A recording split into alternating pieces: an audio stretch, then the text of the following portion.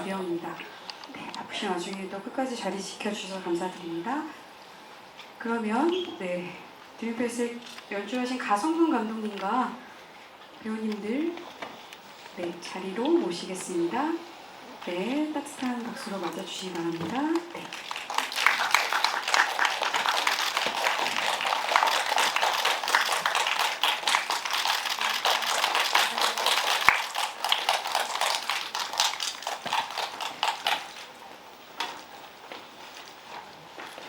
네, 사전에 안내된 대로 저희가 오늘 질의응답은 마이크도 딜리버리가 될 거고요. QR 오픈 채팅방에 남겨주셔도 저희가 질문을 전달드리도록 하겠습니다.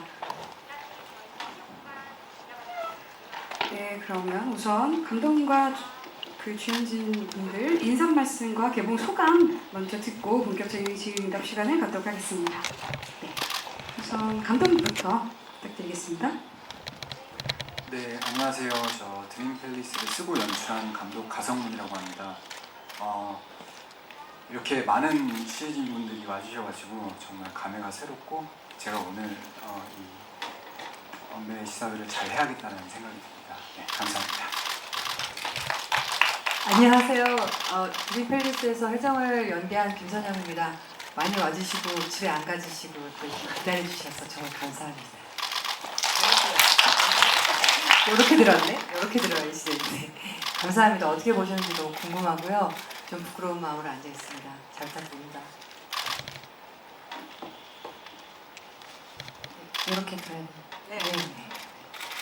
네, 안녕하세요. 드림팰리스에서 수인역 연기한 이은지입니다. 반갑습니다. 네. 영화로는 사실 저는 첫 기자 언론 기사거든요. 네, 굉장히 많이 떨리고 영화 어떻게 봐주셨을지 설레는 마음, 걱정하는 마음도 있습니다. 와주셔서 감사합니다. 안녕하세요. 드림팰리스에서 동욱 역을 연기한 최윤영입니다. 저도 선배님 말씀하신 것처럼 처음이라서 많이 떨리고 그리고 이제 진짜 개봉을 앞두고 있어서 설레이는 마음입니다. 감사합니다. 네, 일단은 영화 잘 봐주셔서 너무 감사합니다. 일단은 이 영화가 아파트 미분양 사태라는 문제와 또 해결되지 않는 시위를 계속하는 유가족이라는 조금 서로 다른 소재를 가지고 지금 영화가 진행되어 가고 있는데요.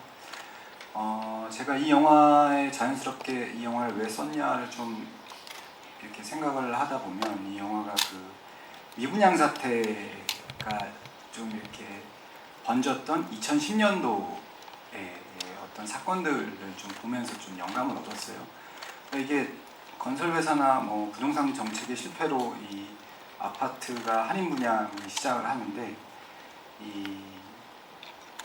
그 입주한 사람들끼리 서로 힘을 합쳐서 싸우기보다는 기존 입주자가 새로운 입주자들을 막 이렇게 막아서는 그런 행위가 되게 저는 흥미로웠거든요. 이웃사촌이라는 말도 있는데, 근데 이 양상이 사실은 제가 그 동시대에 봤던 뭐 이런 사회적 참사의 뭐 유가족들도 비슷한 좀 양상이 보였던 것 같습니다. 책임자들은 자신들의 어떤 책임이나 뭐 이런 것들을 좀 방기하고 남은 자들끼리 이렇게 싸우는 모습들을 보면서 이게 서로 정말 동떨어져 있는 곳의 이야기지만 어쩌면 되게 같은 어떤 양상을 보이고 있지 않느냐.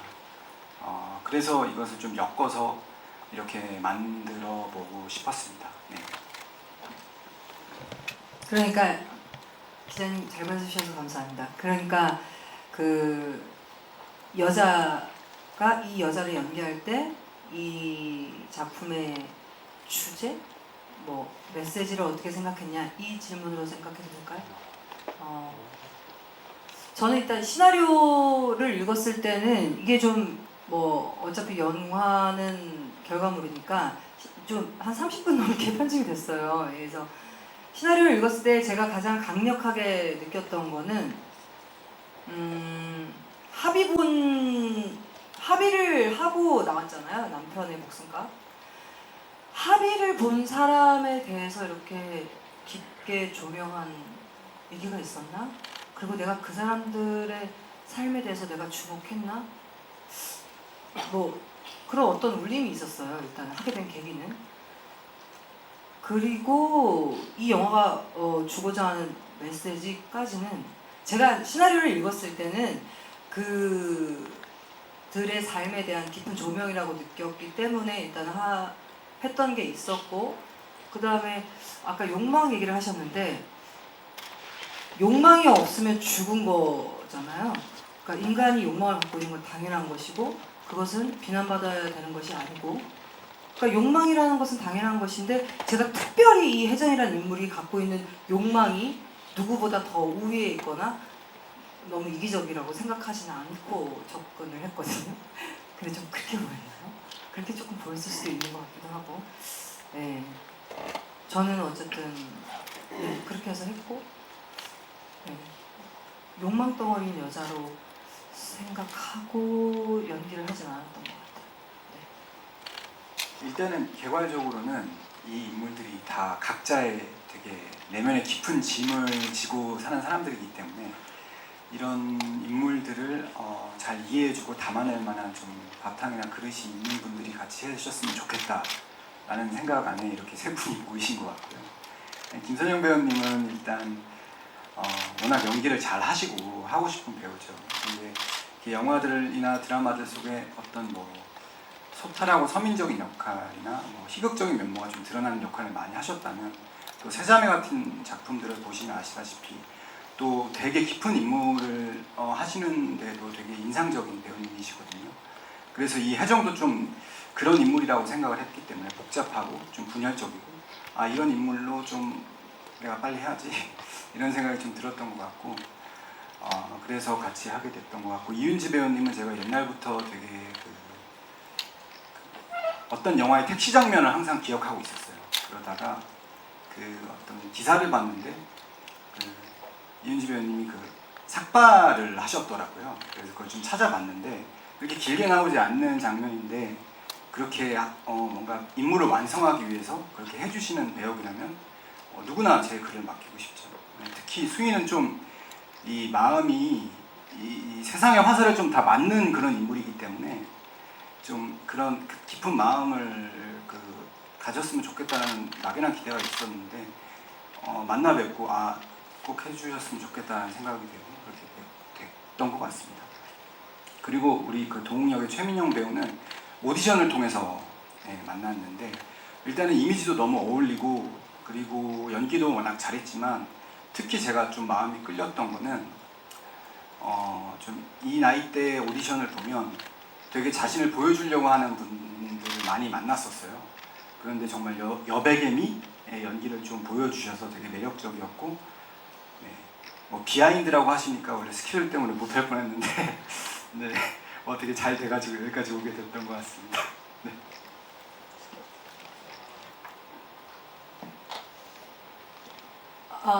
일단 저거는 이제 홍보팀에서 한 거여가지고 그래서 지금 처음 봤는데, 하마터면 남들처럼 못 살 뻔했다?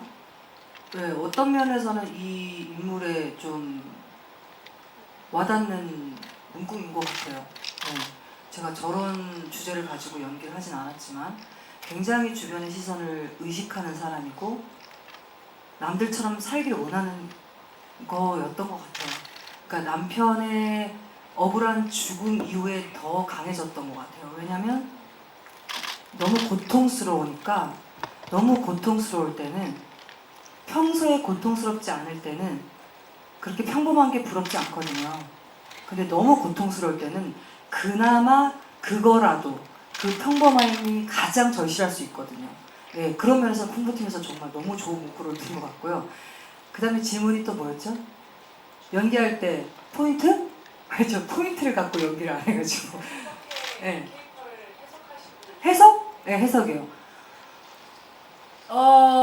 그게 조금 방대한 질문이긴 한데, 저는 이제 연기를 할 때 이해를 했으면 그 다음에 그 상황에 놓여지면 움직이는 걸로만 연기를 해서, 어떻게 왜 배우가 이 인물은 뭐 역사적으로 사회적으로 이 땅에서 이런 인물이며 이런 의미를 갖고 있으며 이렇게 보여져야만 이 드라마가 빛이 날 것이며 이렇게 생각해봤자 연기하면 다 뽀록이 나기 때문에 저는 그렇게 대신에 제가 연기하지 않고 볼 때는 많은 생각을 해요. 그렇지만 제가 연기할 때는 그렇다기보다는 이 인물이 이렇게 흘러가는 동안 감독님을 먼저 만나서 감독님 근데 이때는 이런 얘기를 왜 하는 거죠? 이해가 안 되는 부분을 조금 해결을 한 다음에는 저는 주로 어떻게 해석을 한다기보다 그 상황을 내가 얼마나 믿느냐, 주어진 던져진 상황을 이 공기와 이 상대와 이 상황을 내가 얼마나 믿느냐에 저를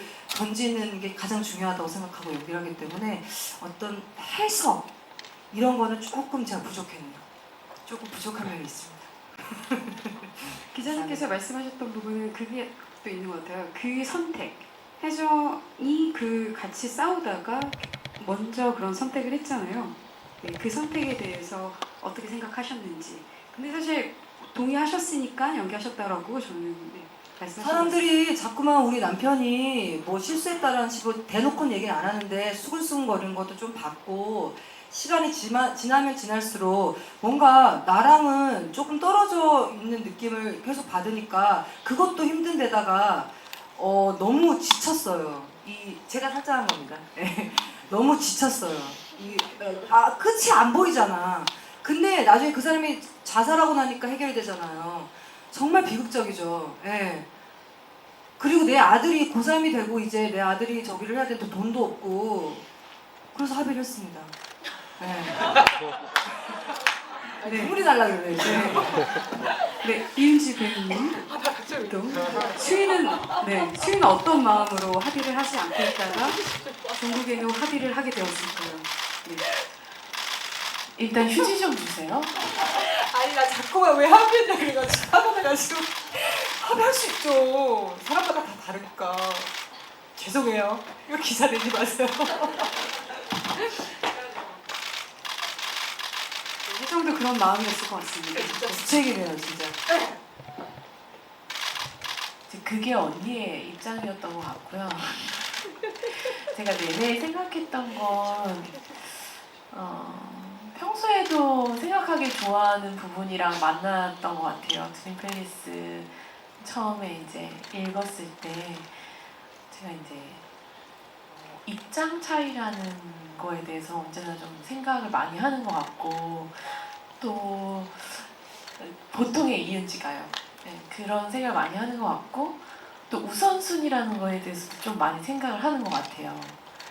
그래가지고 그때의 입장에 따라 우선순위를 기준으로 어떤 선택을 하게 되는 것 같은데요, 제가.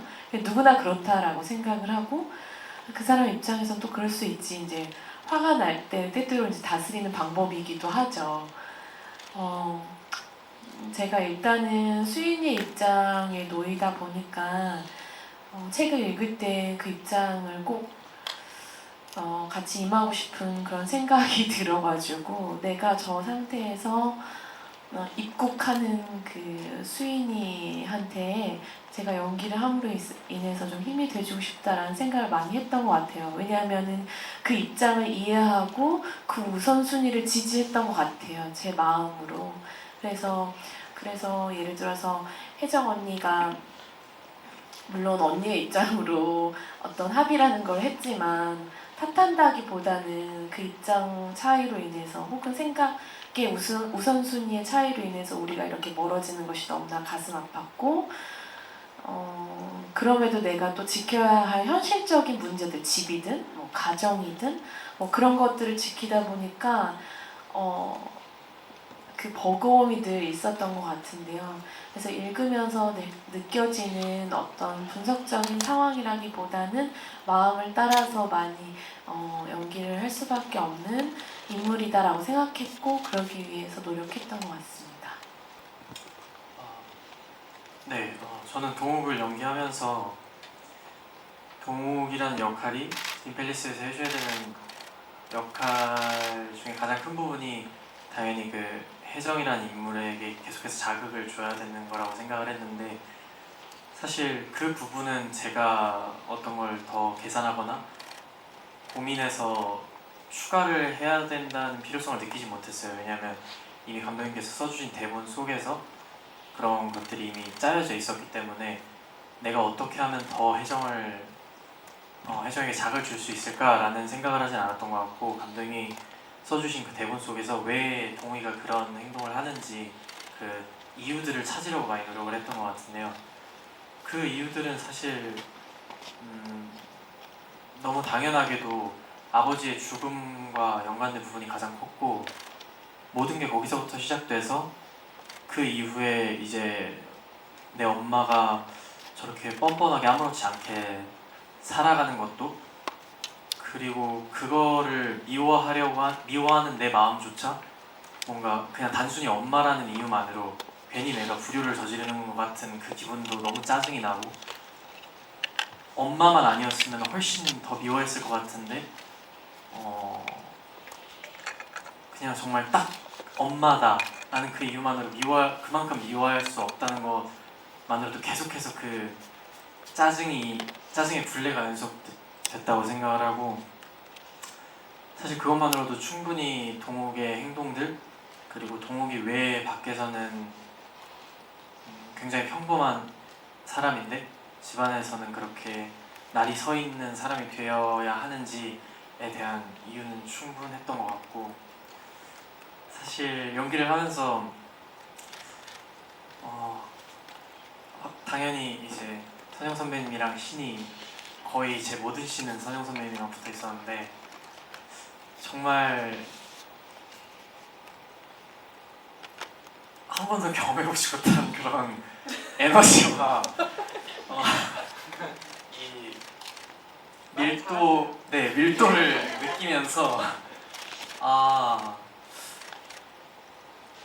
너도 그랬어? 나도 그랬어. 나도 그랬어. 그런 것들을 느끼면서 아까 대선배님들과 호흡을 맞추는 게 어렵진 않았는지 여쭤보셨는데, 사실 그냥 대선배님이기 때문에 뭔가 현장에서 선배님 뭐 이런 거 자체를 막 그렇게 어려워하는 성격은 아니라고 저는 생각을 하거든요, 스스로를. 그런데 그냥 그 연기를 할 때만큼은 선배님의 그 에너지와 밀도와 깊이를 따라가는 게 좀 많이 벅찼던 것 같습니다. 그래서 계속해서 그거를 그나마 좀 따라가려고 많이 노력을 했던 작품이 아닌가 싶습니다. 좋았다는 얘기시죠? 네. 전 네, 너무 감사합니다.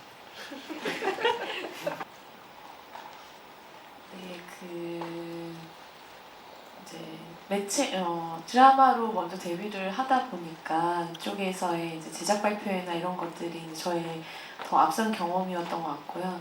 영화를 하게 되고 이렇게 어찌됐든 어떤 언론 시사를 갖는 것 자체는 실제로 처음이어서 되게 긴장이 많이 되는 것 같아요. 드라마 제작 발표회는 이제 사실은 이렇게 완전 풀 작품을 다 보고 하는 거는 아니다 보니까 우리 좀 더 전체적인 작품에 대해서 이야기를 나눌 수 있었다면은 물론 언론 시사도 이것도 작품을 다 보셨지만 그것보다도 뭔가 저를 다 네가 여기서 어떻게 했는지 다 알고 있어, 약간 이런 느낌으로 그래서 훨씬 더 긴장이 많이 되고 수인이의 모든 걸 다 보셨다고 생각을 하니까 당연히 설레면서도 어떻게 보셨을까 궁금증이 더 남는 것 같아요.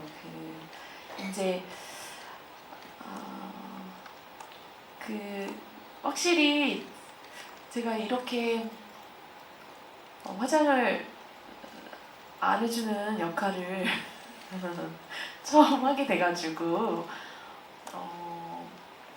너무나 당연하다고 생각하면서도 그 이상한 쾌감 같은 게 있었던 것 같아요. 그래서 이게 원래 진짜 집에서의 나의 모습이고, 물론 수인을 벗어난 어떤 그 스크린을 가득 채운 그 민낯의 제 얼굴이 너무나 통쾌한 거예요. 사실 나 이렇게 생겼는데 물론 이제 메이크업을 하고도 만족을 할 때가 많이 있지만 이번에는 특히나 그 노메이크업으로서의 만족이 엄청 컸던 것 같고요. 심지어 그 노메이크업의 정도가 제발 선크림은 발라달라 라고 얘기할 정도로 수인에게는 당연한 그런 상황으로 몰입할 수 있게 해준 그런 설정들이었던 것 같아요. 그래서 비단 노메이크업으로만 표현될 만한 상황이 아니고 사실은 뭐 눈치 전혀 저희 신랑은 못 채더라고요. 제가 입고 있는 저 옷이 제 죽은 남편의 티셔츠라고 설정하고 들어간 거고 제가 신고 있는 양말이 줄무늬 핑크색 양말이었는데 못 보셨죠? 그게 제 딸 양말인데 그 영화 속에서 그러니까 그 모든 것들이 수인을 감싸고 있는 그것들을 하나하나 감독님하고 같이 만들어갈 수 있어서 너무나 보람있고 뿌듯하고 행복했습니다. 저랑 한 거 얘기도 좀 하시죠. 언니랑 맞아요. 언니랑 언니의 저도 사실 진짜 긴장을 많이 했었는데 그 영화 저편에 있는 저희의 또 시간이 워낙 두텁게 또 가깝게 설정이 되어 있는지라 그걸 박차고 나오는 그건 전혀 보여주지 않고 좀 완전히 입장이 갈려버린 상태에서만 지금 현재만 딱 나오다 보니 그것도 안고 있어야 되고 지금 현재 입장도 안고 있어야 된다는 게 좀 부담이 컸던 것 같아요. 그래서 언니가 이제 때로는 정말 윤지 에너지도 되게 좋고 예를 들어서 같이 연기할 때 어쩜 그렇게 매번 커트에 이제 성실하게 임해줬다고 저를 막 이렇게 해주실 때는 제가 늘 그렇게 생각했던 것 같아요. 그냥 언니의 에너지를 그냥 듣고 있으면 됐다라고 생각을 했던 것 같아요. 저희가 영화 속에서 되게 어떤 가림막을 두고 얘기를 하는 경우들이 종종 있었어요. 뭐 방범창살도 그렇고 제가 구치소에 갔을 때도 그렇고 사실 그냥 만났을 때도 우리 사이에 어떤 합의와 합의하지 않은 사람의 그런 어떤 그런 벽 같은 게 있었는데 그런 것들을 완전히 그 강한 벽이면서도 굉장히 그 벽을 언니가 정말 딱 버티고 서 있어서 제가 어떻게 튕겨도 뭔가 괜찮을 것 같은 그 인물 자체도 강하다고 느끼지만 혜정이란 인물이 강하다고 느끼지만 사실은 그 뒤 너머에 있는 간신히 버티고 있는 그런 그 혜정의 에너지도 제가 느낄 수가 있어서 이 강함과 또 여림을 동시에 표현할 수 있는 그런 배우님이 아니셨나. 그래서 저는 할 때 그냥 그저 듣기만 하거나 그저 수인으로서만 제대로 있을 수 있으면 언니와의 그런 케미 같은 것이 잘 나올 수 있겠다라고 믿으면서 했던 것 같아요. 저는 일단 이 지금의 시대에 40대 아줌마 2명이 자식의 결혼사나 이게 주제가 아닌 두 여자의 서사가 있는 시나리오를 만나서 너무 반가웠고 그렇게 사실은 작은 영화이긴 하지만 40대 이 아줌마들이 만나서 연기를 할 수 있는 시나리오가 그렇게 많지는 않지 않습니까? 그런 면에서 되게 뜻깊은 만남이었고 윤지랑 하면서 하는 동안에는 윤지도 그렇고 저도 그렇고 우리가 찍는 동안에는 거의 대화 많이 안 했어요. 저도 현장에서 그렇게 말을 많이 하는 스타일이 아니어서 그 윤지도 나중에 알고 봤더니 제가 어려워서 그랬다고 그러더라고요. 근데 저는 뭐 몰랐고 끝나고 난 다음에 우리의 만남이 저는 계속 떠올랐고 윤지 눈이 다른 스케줄 갈 때 떠올랐어요. 그냥 윤지의 눈빛. 그래서 제가 문자하고 그래서 윤지랑 끝나고 난 다음에 어떻게 보면 되게 끈끈한 그리움? 조금 그런 게 생겼어요. 그죠? 네. 되게 좀 개인적으로도 윤지랑 만난 게 좀 의미가 있고 앞으로도 이 만남이 좀 이어지지 않을까 이런 생각이 그냥 문득 들어요. 아님 말고요.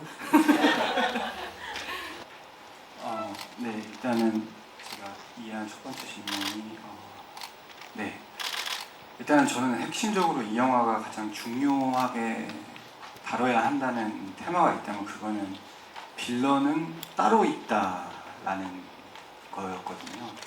진짜 우리 삶을 봐도 진짜 나쁜 놈들을 우리가 참 보기가 쉽지 않습니다. 그러니까 나쁜 놈들 대변하는 사람들을 좀 많이 만나게 되고 이 영화가 제가 하고자 했던 것들이 진짜 우리가 서로 정말 사이가 안 좋고 서로를 탓하고 싸우지만 혜정과 수인이 그렇게 되잖아요. 하지만 이게 서로의 잘못이 아니라는 걸 좀 얘기하고 싶었어요. 진짜 빌런들은 따로 있고 우리의 불행은 우리 잘못으로 생긴 것이 아니다.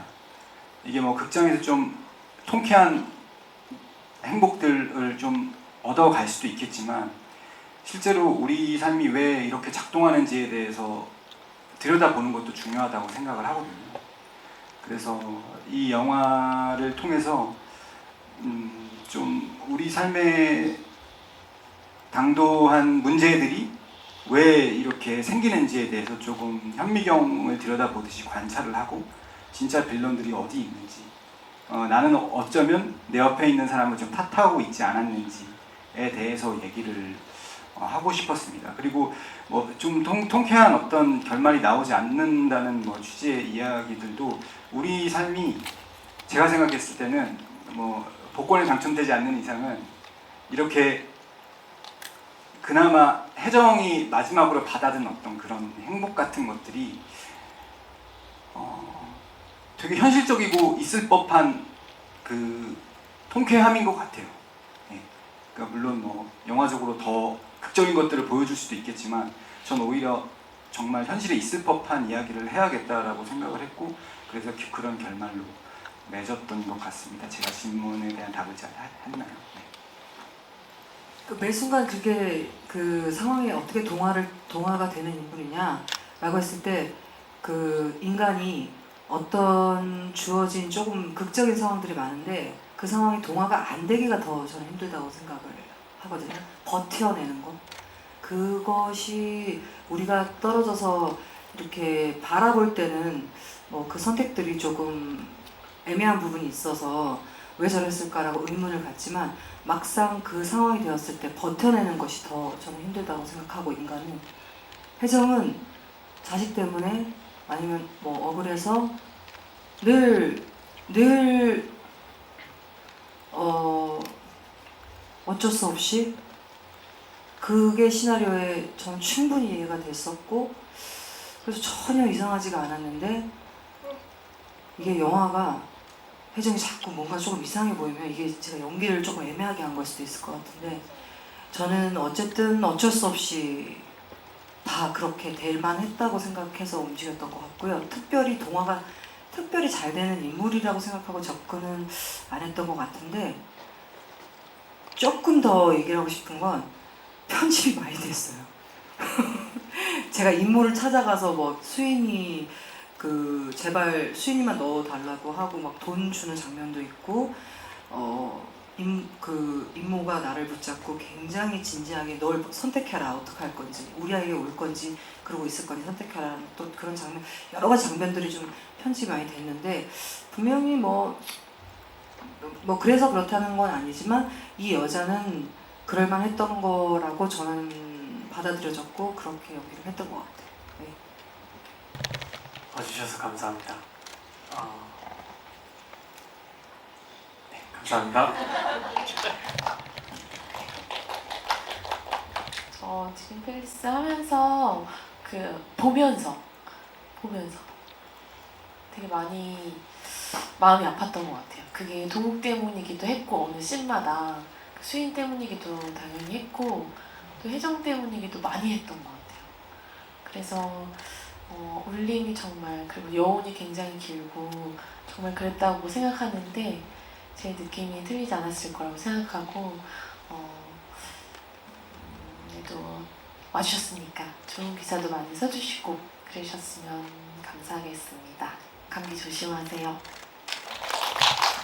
저는 어떻게든 이 평가와 그런 거에서 자유로워지고 싶은 게 제 꿈인데 참 그럼에도 불구하고 오늘 작가 질문해 주실 때 뭐 기자님들은 의뢰하신 얘기일 수 있지만 잘 봤다고 얘기해 주셔서 얼마나 안심이 됐는지 제 눈을 잘 못 쳐다보고 있는데 기자님들 어쨌든 잘 보셨다고 말씀해 주셔서 감사하고 어떻게 보셨는지 너무 궁금한데 잘 좀 부탁드리겠습니다. 끝까지 계셔주셔서 정말 감사합니다. 감사합니다. 네, 네, 이 영화가 정말 많은 사람들의 용기로 만들어진 영화거든요. 작은 영화긴 하지만 다들 이렇게 선뜻 이런 이야기를 해야겠다는 어떤 용기 때문에 제가 시나리오를 썼을 때부터 지금 얼른배구 시사회까지 하게 된 것 같습니다. 개봉까지. 마지막 용기가 필요한 것 같은데 관객분들이 이런 영화를 보러 극장에 와주시는 용기가 마지막으로 있으면 이 영화 진짜 성공적일 것 같고 그걸 위해서라면 좀 좋은 글들 많이 써주시면 정말 감사드리겠습니다. 네, 감사합니다.